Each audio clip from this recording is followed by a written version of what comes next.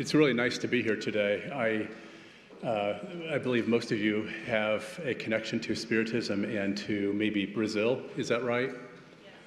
Yes. And I should say I went to Brazil the first time just after I finished residency and as a new young faculty member and medical director, and had some really formative experiences in Brazil. I love Brazil, and I was deeply affected by Allan Kardec's Spiritism. It's a very beautiful way of understanding the world and has had a profound influence on me over the years. So I appreciate that a lot. So thank you. And I was just in Teresina several months ago, so I'll be touring. When my book comes out in February, I'll be touring Brazil again and many other parts of the world, so I'll look forward to that. So, thank you for being here today. Can you hear me okay? Okay. So, it was really Brazil where this research started for me. There was a nurse at a hospital in Boston, Mass General Hospital, who had pancreatic cancer. She was an oncology nurse, and she went to a healing center in Brazil and believed that she was starting to obtain a healing from her pancreatic cancer, and began calling me, telling me that I should come to Brazil and begin studying the healings that were going on. And I said no. I was concerned. I didn't think anything was probably really going on. That wasn't the way I'd been trained. I also didn't want my colleagues to become concerned about me. And so what she did was she had people begin calling me from around the country and the world saying that they had medical evidence for their recoveries and did I want to see the evidence.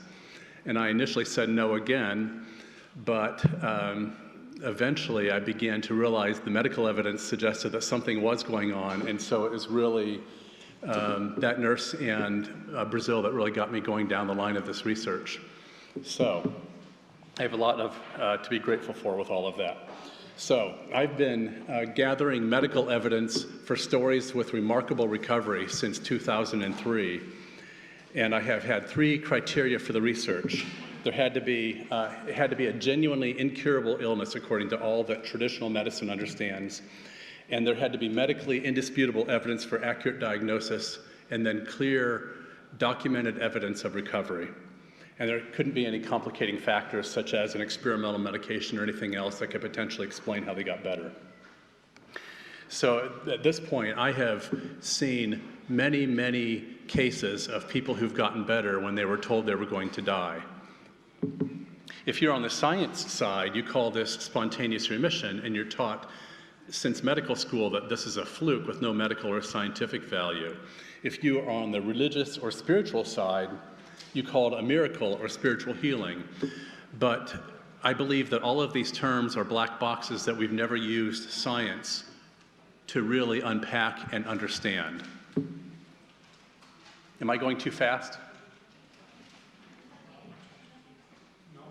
Okay, all right. So one of the things I've realized is there's nothing spontaneous about spontaneous remission. The word spontaneous means without cause, and what's rather fascinating is that we've just assumed that these cases just come out of the blue, and the truth is these people across many different kinds of diagnoses have done very similar things, but it's just that we never asked. Common sense suggests that we should be studying these people. It makes no sense that we haven't done so up to now. It's an uncharted wilderness, so I feel very privileged that I get to be a part of looking into this. So today, we are going to talk about the power of stories to provide ethical, grounded hope. Doctors are taught to not provide false hope, and I think that's important, but ethical, grounded hope that's rooted in real medical evidence is a very different kind of hope. And I think we have a responsibility to also provide ethical, grounded hope for people who have lost hope. I'll tell some stories today. And since I think pictures are really powerful, I'm using some stories not just of incurable illnesses, but also some stories of really amazing adaptations There are amazing stories out there that are just not told, and there are people who are doing amazing things to recover their health and to help others recover health. And so I'm going to tell some of those stories as well. What's really exciting is I think that we are at the end of an era and at the beginning of a new era. Doctors are taught to diagnose disease and prescribe medications, but by and large, the era that we've had during the industrial age has been simply diagnosis and medications. It has not really been about studying healing for the most part.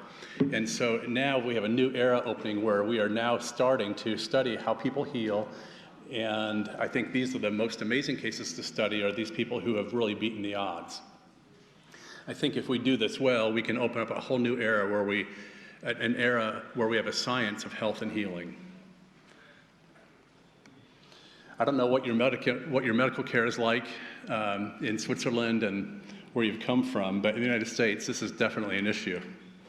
It's the only treatment option he has under his current health care plan.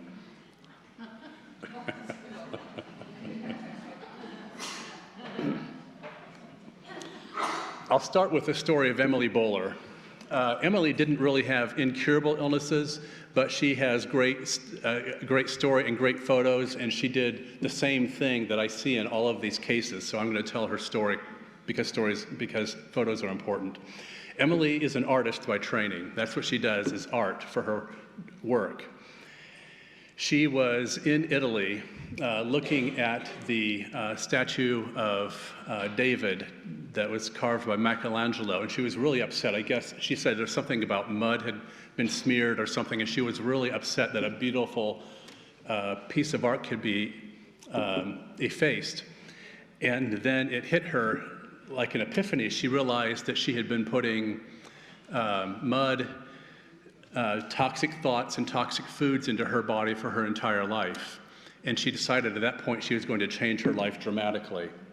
This is a story about the power of nutritional density. You can see from the middle picture, that picture in the middle was taken in July of 2008. At that point, she had been through a lot. She'd been through a very traumatic childhood. She'd struggled with eating disorders her entire life. She'd been through the suicide of her son and was weighed down at that point by a lot of anxiety and depression. She had heart disease. She had a high blood sugar. She had high blood pressure, high cholesterol, and was on quite a long list of medical and psychiatric medications. This was around the time of the trip to Italy, and she read a book that was very powerful in changing her life called Eat to Live by Joel Fuhrman. I don't know if you know that name. Joel Fuhrman, F-U-H-R-M-A-N, is a fabulous book, and he is one of the few really bright, clear voices in the United States around, I think, what real nutrition is, because I think there's a lot of confusion, at least in the United States, about nutrition. And I know as doctors and even nutritionists in our country, we get a lot of miseducation about what nutrition is. I think he's a good voice on this. She read the book and realized that nutrition is not about counting calories, it's not about food groups, it's not about portion size. She realized that it's really about making sure that what you eat has a lot of nutrients in it. And so just that simple statement meant that she had to get rid of a lot of the foods that she was eating that had empty calories and were processed foods. So July of 2008 is the middle picture. July of 2009 is the picture on the right. That's 12 months later. 12 months later, she had lost 100 pounds and her heart disease was gone, her blood sugar was normal, her cholesterol was normal, her blood pressure was normal, and she no longer needed to take any medical or psychiatric medications. She has since continued to thrive. In the last 10 years, she has just continued to find her voice and her path, and she had a book that just came out several months ago called Starved to Obesity. And it's a great story because in sharp contrast to what I was taught in medical school, where we were told that nobody in the Western countries suffers from malnutrition, She has come to really believe, on the basis of Joel Fuhrman's work, that most of us have malnutrition, and that's why we struggle with a lot of diseases. It's a tragedy that when the Western diet is exported to more and more countries, the rates of heart disease and diabetes and cancer and autoimmune illness, they don't just go up, they go up exponentially. And I think that's a real problem. I know that's happening in Greece right now. I have a friend who is a physician and has a farm there, and he said that in Greece, in the outlying outside of Athens, people still eat the Mediterranean diet, which they've eaten for centuries, and generally very healthy. Fish and vegetables and wine and all that. And in Athens now, it's cool to get a cheeseburger with fries and a soda, and the rates of disease are skyrocketing. So it's tragic. So that's just a brief glimpse into Emily's story.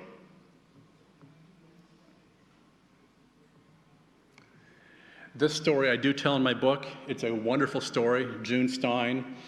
I tell her story in the book in part because when you're taught in med school that spontaneous remission is a fluke, when you have 3 cases of spontaneous remission in one family with widely different diseases, it's just one other thing that makes it hard to think that that's the best way to understand it. But June is a lovely lady. She was diagnosed in her 20s with a disease called ankylosing spondylitis. And basically what happens with that disease is calcifications begin in your pelvis and creep up your spine and basically turn you into an immovable concrete mass because your bones freeze together. We twist and turn with our back, and our pelvic bones, they all twist and move for us all day, all the time. And to be frozen in place so that you can't move is a really difficult thing. And she wanted to have children. She had a great marriage. She wanted to enjoy her life. And so she had a great statement. She said, "I accepted the diagnosis, but I refused to accept the prognosis." She was diagnosed correctly, and her body did start to descend into a lot of pain and immobility, but then she decided she was going to try some things. She changed her nutrition a lot. She did the same thing that Emily did in terms of really starting to eat much healthier foods. And she also decided that she needed to deactivate the amount of stress in her life. And so she worked very hard to get out of the chronic fight or flight or freeze that characterizes many of our lives, I think, in Western culture.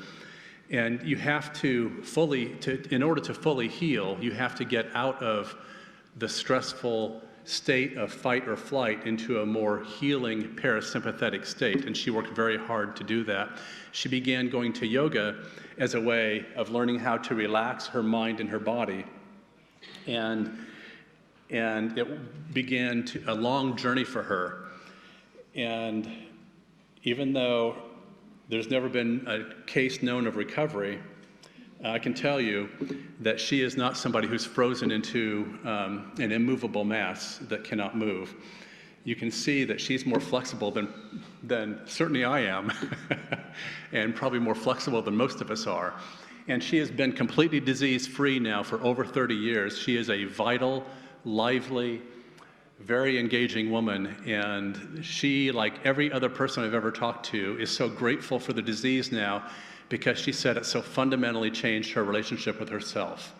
And so what happens in the process of these healings, it's a complicated thing, but people come into such a different relationship with themselves. They give up a lot of self-defeating thoughts and fears, and there's something very liberating about coming to have a very different set of beliefs about who you are and who all of us are. So she's an amazing woman to talk to in that sense. Her husband and son have amazing stories too with very different illnesses.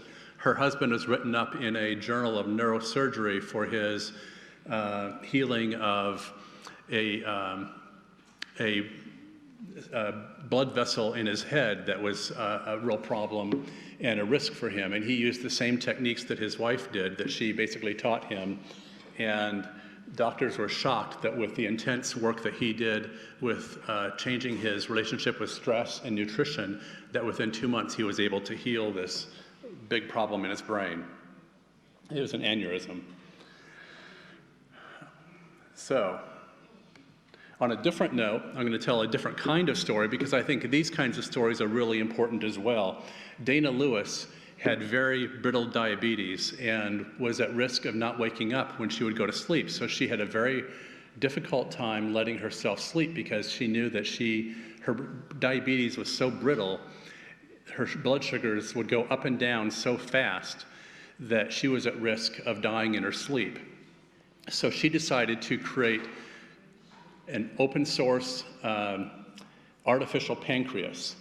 And basically what it is, she developed a software that replicates and can monitor and regulate the blood sugar in her body itself. And so now she sleeps very safely at night, and she can hike, she can exercise, she can live a relatively normal life that she did not have the possibility of doing so before. It has changed her life, and the fact that she made it open source is very exciting. There's many people around the world who are taking her open source artificial pancreas and adapting it to their own needs. So I spoke in Austin, Texas, University of Texas, at a do-it-yourself medical conference with all these patients who are not waiting for medicine to come up with the solutions for their health problems. They are inventing the solutions for themselves. And I think that's a really exciting step, and it bodes well for the future because people are taking the power, saying that we are going to be the experts on our lives and our bodies, and they're inventing incredible solutions. There's a guy who invented a surgery that saved his life. He's now a motivational speaker. There's great stories out there, and I think they need more of a platform. They need to be told, because when these stories are told, people say, well, if that person can do that, I can do this. So I'm going to tell you a story about somebody you've all heard of, probably, Stephen Hawking, great physicist. He was diagnosed at age 22 with ALS, with Lou Gehrig's disease. He was told that he would be dead within 2 years. He lived for another 55 years and died at age 76. He died just last February, I believe. And he has an amazing story as well. He didn't recover from the illness, perhaps, but he lived so much longer than was thought to be medically possible. He attributed his amazing longevity to a sense of humor and to keeping his mind active. We do know that he kept his mind active. And his sense of humor. He was on a show on HBO by John Oliver. And John Oliver is a comedian, and so they were talking about parallel universes. And John Oliver said, so is there a universe out there where I'm smarter than you?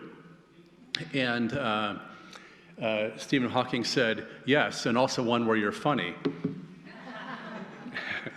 And then John Oliver he said, well, is there a parallel universe out there where my alter ego is dating actress Charlize Theron?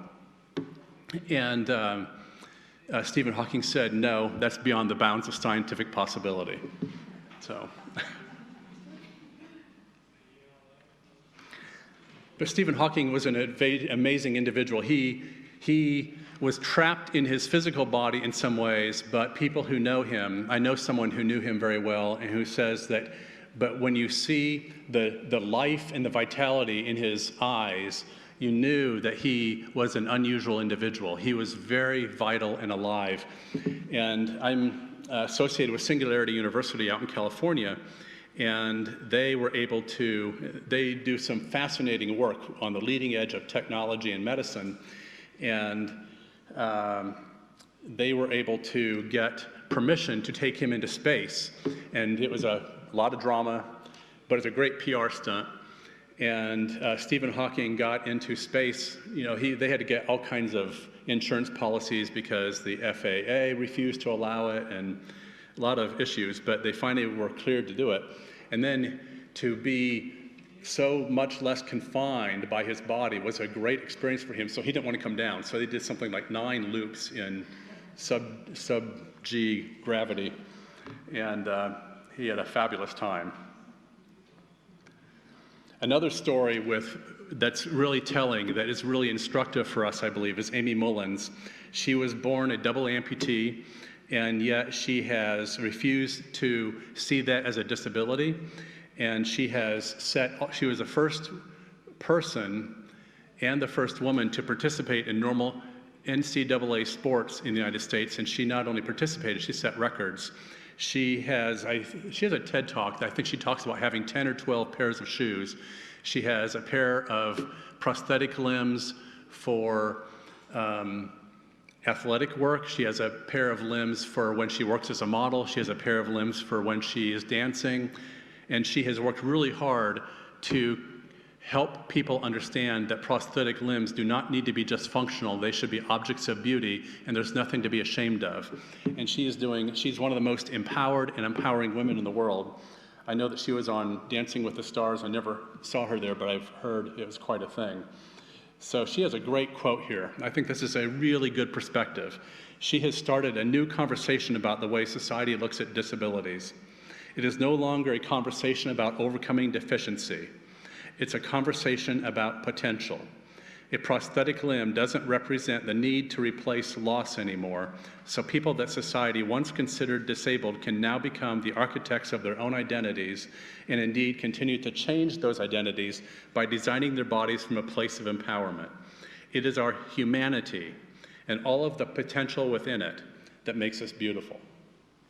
That's really different than the way doctors and people in medical care have been trained to look at things. We have a more pathology-based view, and I think the future is to see and to begin with what's right with people, with what's amazing and magnificent, and realize that there's something magnificent within all of us, and that when you start from that place, you see disease very differently. Rachel Donalds is my partner. She also has her own story. While she was at the School of Public Health, she was diagnosed with Hashimoto's thyroiditis, which is a problem with the thyroid. She was told that, well, when your thyroid cells are all basically dead, then we can put you on synthetic hormone for the rest of your life. She didn't like that answer. And so she changed her nutrition as well. She changed her relationship with stress. She developed an app that would help her realize when her body was in a stressful state, in fight or flight, and then she could then begin to change her stressful physiological response. What's amazing is that most of us are not usually aware of how stressful our body is registering things. And so we're not often very aware of how much the stress hormones are active, and that is a problem for our health at lots of levels. So she developed an app that now has the potential to help lots of people and help people get out of these stressful states. And I think that's an amazing thing. And then even to have a social community around that. And she also is healthy now and does not have to go on the Synthroid or on the hormones, which is fabulous. So there's lots of stories out there. Once you start talking about these stories, whether it's near-death experiences or remarkable recoveries, you start to realize that there's a lot of stories that don't get told in our culture. Sometimes people are afraid to tell the stories because they're afraid they'll be called crazy or considered crazy. And so these stories are really important. But we could talk all day and night about these amazing stories.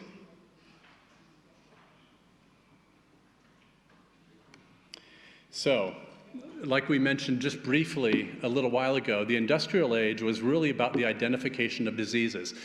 The questions that you begin an era with are what defines the era, and the beginning of the industrial age was really about trying to just recognize and distinguish the signs and symptoms of one illness from the signs and symptoms of another illness. And so it was really an age of trying to just name diseases and recognize them and and just have a name for them. And then I think we are at the end of that era. I think the disease model was helpful in the sense that it was a distinct step forward.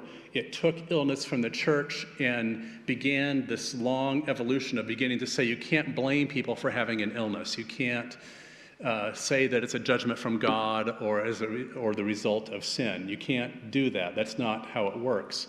So it weakened that tendency. We still have a ways to go with that, but it began that process. But it's still a science of disease and not a science of health and well-being. Doctors are trained in disease diagnosis and medications, but we're just on the very early steps of beginning to even study health and well-being and even name health and even name well-being. So I'm not against medications. I use medications regularly, sometimes aggressively when a person's in a delirium in the ICU, etc. But we have more than just our biology to us. We are all of two natures. We are biology, but we also are these higher dimensions of spirit. And it's often important and more helpful to also engage the deeper causes. The brilliance of Western culture is that we send a person with a medical problem to the medical doctor, we send a person with a psychological problem to the therapist, and we send a person with a spiritual problem to the priest, rabbi, imam, or minister. That's all brilliant and allows everyone to be able to go into their own little piece of things, but what we don't do very well is stand back and see the big picture. And I don't think the spiritual is really a piece of the pie in the way that a medical problem is a piece of the pie or a psychological problem is a piece of the pie. The spiritual really permeates everything, I believe. And so I've had so many people say things to me in the emergency room or in the medical floor. They feel like God lost them in the crowd when they were born, or that God lost them a long time ago. And the way a person feels about themselves and the world at a deep level, whether conscious or unconscious, is a massive factor in terms of what's available to them for healing.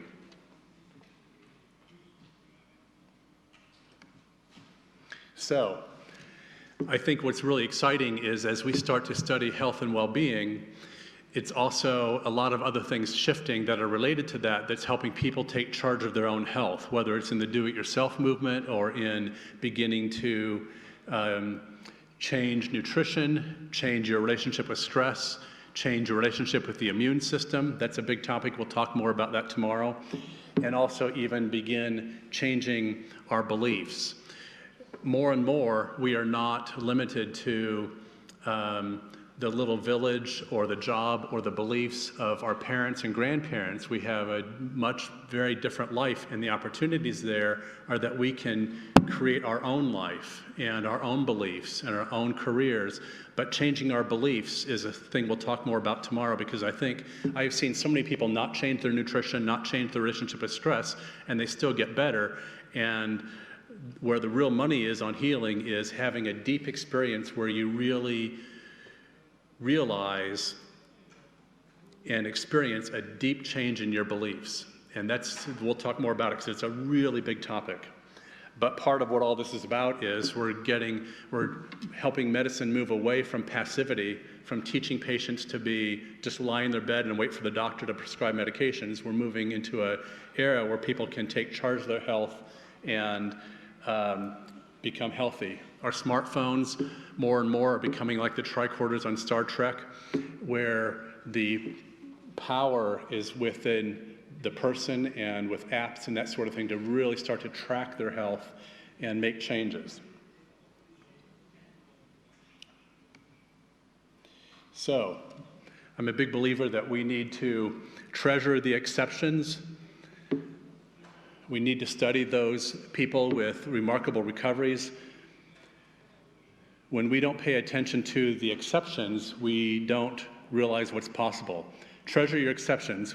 When there are none, work gets so dull that no one cares to carry it further. Keep them always uncovered and in sight. Exceptions are like the rough brickwork of a growing building, which tells that there is more to come and shows where the next construction is to be. We study ultimate achievement in sports and business. We are fascinated by what Serena Williams, and at least in New England, Tom Brady, and Michael Jordan, and Steve Jobs have done, and we should be studying this in health instead of disparaging it.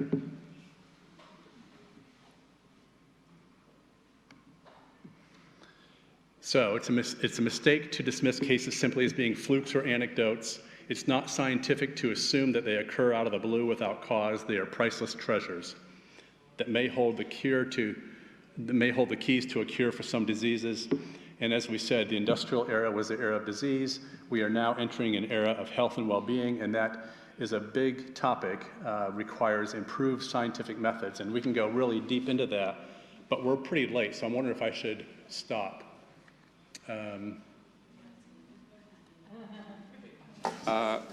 On peut continuer, il n'y a aucun problème. Okay. Oui. All right.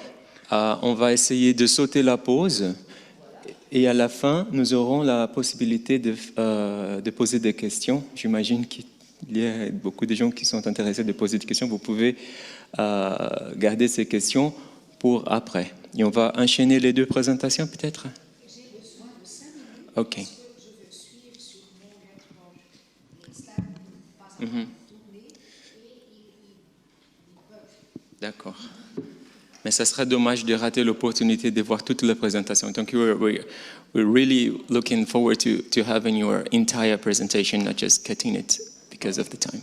All right, thank you. So let's go into the science of this a little bit. There have been a few studies on spontaneous emission, and they are courageous studies.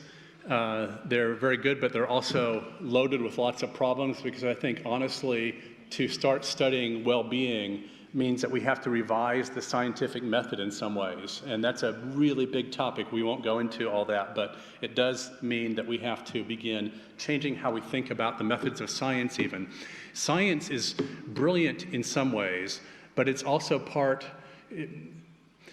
science does lots of studies with medications and different methods, but it doesn't look at the amount of effort that a person puts into that method. For example, if lots of people take a medication, you can look and see what their response is to the medication, see if that medication is helpful for that particular disease.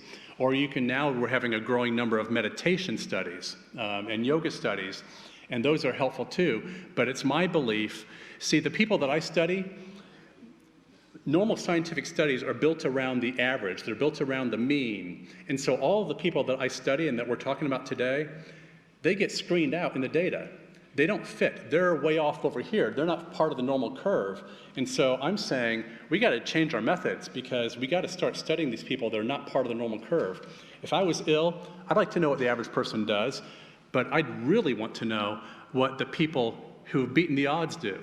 And so I'm very interested in having a scientific method that captures these people who are not part of the normal curve. And to do that implies a lot of changes because you then have to start looking at the quality of a person's relationship with the method that you're trying to study. And that really shakes things up. So Frankel did some really brilliant work in both Texas and Israel. He looked at a number of different cancers, breast, colorectal, pancreatic, ovarian, glioblastoma multiforme, which is a brain cancer, and others. And a fascinating study. The biggest thing that he found in 2011, the biggest factor that was associated with these people who got better was that they were personal activism. They were very interested in taking charge of their health. And that came out in several different ways. They took charge and got involved in the process of diagnosis and treatment. They wanted to know, they got second opinions, they got third opinions. They were not just the good patient. Sometimes they were willing to shake things up because they felt like they needed to not just be told what to do, they needed to be an active participant in the process. They experienced a change in their philosophy of life. And so it wasn't just that they were getting medical treatment. They made some deep changes in their own viewpoint of themselves and the world. The activism was assessed and captured in several other ways as well. They were very active in getting information about what they were dealing with. They played an active role in selecting their treatment team and choosing the therapy that they thought was right for them. They made attitude changes, they made lifestyle changes, they worked on living in the present. You know, there's that saying that depression is about living in the past and anxiety is about living in the future. They worked really hard to find that middle spot of really being alive in the present now. But it's fascinating, you know, there's no way to tell from this study whether some people made all of these changes and still died. Were there people that did the same thing as the people who got better and still died? That's a big question. And so there's one person from Toronto who has really looked into this. Cunningham at the University of Toronto is, I believe, has done the most important research in this area up to this point. He is an unusual individual because he is both a psychologist but also working in a medical clinic with breast cancer. And so he is crossing that mind-body divide that really has restricted so much of medicine. He's a psychologist in a breast cancer clinic. And there's another way in which he's unusual. He is working with cancer, but he also was a cancer patient himself. And so he had colon cancer, so this was not just a professional journey for him. He also found a way to recover from his colon cancer. And so I think these different paradoxical things that he held together in his own life made him much more able to understand the limitations of the research that, the limitations of science has been experiencing in terms of really capturing this phenomenon. And so he began to put together some fabulous studies. There was a famous study by David Spiegel out in Stanford a number of years ago that you were a part of, I believe, at some level. I was part of the replication study. Okay, the later replication of it. And it's fascinating to me because that study, I think, was done in the mid-90s originally, I believe, and was with breast cancer patients and got a lot of publicity because it demonstrated that women with breast cancer who got into group therapy lived, I think, 18 months longer on average. And Cunningham looked at that study and he said, I don't think that's accurate. And he was one of the few who really understood that there was a problem with the method of studying this. So he replicated the study, or he did the study again, and there's a lot of people who tried to replicate the study. The study's never been replicated, and there's some interesting issues with the study, but it's complicated why even Spiegel himself was never able to replicate it. Once he got more funding, he did a big study that you were a part of years later and wasn't able to replicate it. And I think Cunningham is one of the few who understood what the real issues were here and understood that there were people who were probably having some remarkable recoveries, but by focusing on the averages, they were not getting to the real issue. And he said, you have to look at the way in which the person's relationship is with the method. Some people, just like in school, some people will pay a lot of attention and work really hard in math class, and other people will never show up and just not work at it. And so you have to ask questions and really pay attention to, is the person doing these strategies with real personal involvement or just doing it because they're getting paid $50 to be part of the study? And so he was the first one that really began to look at that carefully. And he noticed that 9 subjects in the study were very involved. He put more than 100 hours into every single individual in this study. And so it's a very labor-intensive study, very sound from a methodological standpoint, looking at biomarkers, and they used a lot of qualitative analysis with people who were not part of the study, independent. It did a lot of, made it as objective as possible, and found out that there was 9 people who were spending regular daily time, often several hours, devoted to relaxation activities and meditation, using mental imaging as well, cognitive monitoring and journaling. And so they were not just doing what was going on in the study and being studied, they were doing stuff on their own and really invested in this because this is their life at stake with the cancer. And all but one of those people had a good quality of life and lived at least 2 years. 2 had complete, unexpected 8-year remissions at the time of publication. At the other end of the scale, there was 8 subjects who were less involved, either unconvinced that self-help would help them or were hampered by psychological issues such as diminished self-esteem. None of them had a good quality of life. Only 1 lived more than 2 years, though their medical prognoses were no more unfavorable at the onset of therapy than those who were in the high involvement group. So how you apply yourself, which makes sense, how you apply yourself is going to matter. And this is the first study that ever looked at that went beyond just looking at what the person did, but actually looked at how involved they were in doing it. People who were highly involved with self-help tended to live nearly 3 times as long as those with low involvement. I think all of this is exciting because we're now starting to get a much truer understanding of health, whereas just 20 years ago, it was all the talk about how genetics was going to solve everything, and the real answer was in genetics, as we were talking at lunch. Now we know that it's really 90 to 95%, the studies later are saying 95% of life and illness is really lifestyle related and not genetic. So there's a very small proportion that's genetic, but everything is really mostly lifestyle. Now there will be some genetic stuff that you can't change, maybe the hardwire in your body so much, but most of it we are finding in the future is to start realizing that most of our illnesses are really lifestyle based. You know, epigenetics, is that a word that's familiar? Where our lifestyle can turn genes on and off. Our beliefs can turn genes on and off. That's a big statement. It takes more work, but it's a lot more to that. The science of epigenetics didn't exist when we were thinking genes determine everything. There's a very deterministic, reductionist way of understanding things. So, conditions associated with longer survival in Cunningham studies. Sufficient flexibility and dedication to make an active response to the diagnosis was important. These people made changes in habits of thought and activity, relaxation practices, meditation, mental imaging, cognitive monitoring, which means basically you monitor and see if you have self-destructive thoughts or self-disparaging thoughts, and you change those thoughts and beliefs. And becoming involved in a search for meaning in one's life was also important. There were conditions associated with poor survival as well. Inflexibility associated with low self-esteem or fixed worldview that the subject saw no reason to alter. Skepticism about the potential impact of psychological self-help techniques or one's ability to apply them. Other activities just simply seemed more important or immediately appealing. And this is something we often see too. Meaning was habitually sought outside of the person rather than through internal searching.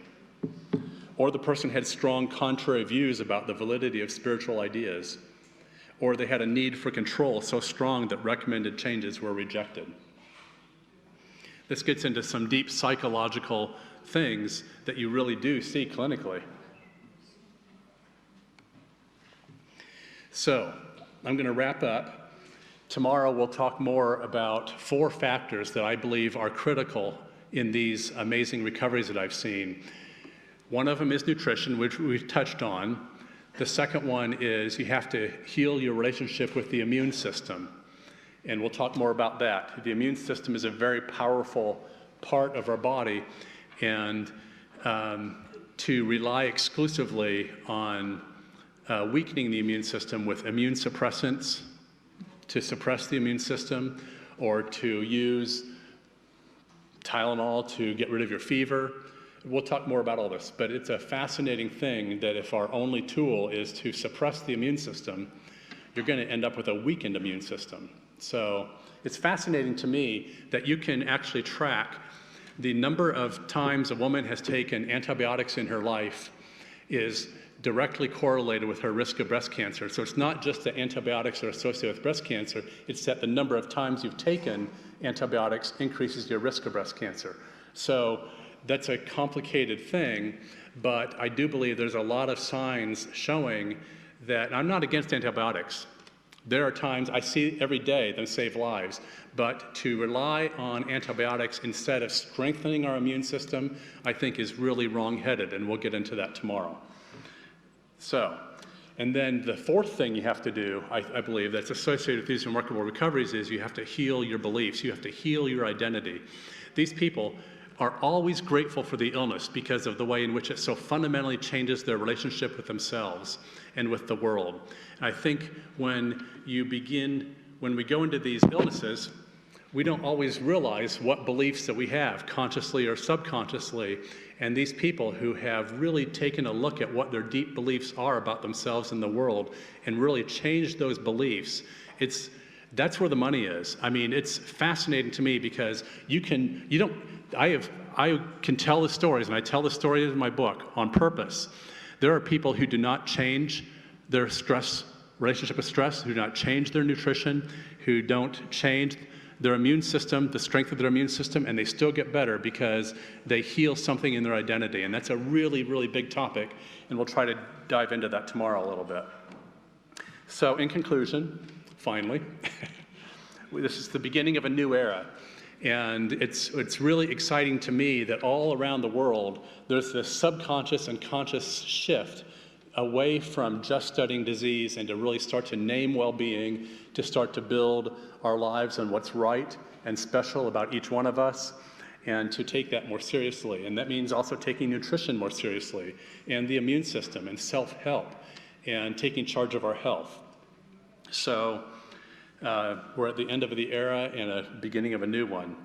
So we need a science that helps us develop flourishing, vital lives of meaning and genuine self-value, focused on what's right about each human life, not just on what's wrong.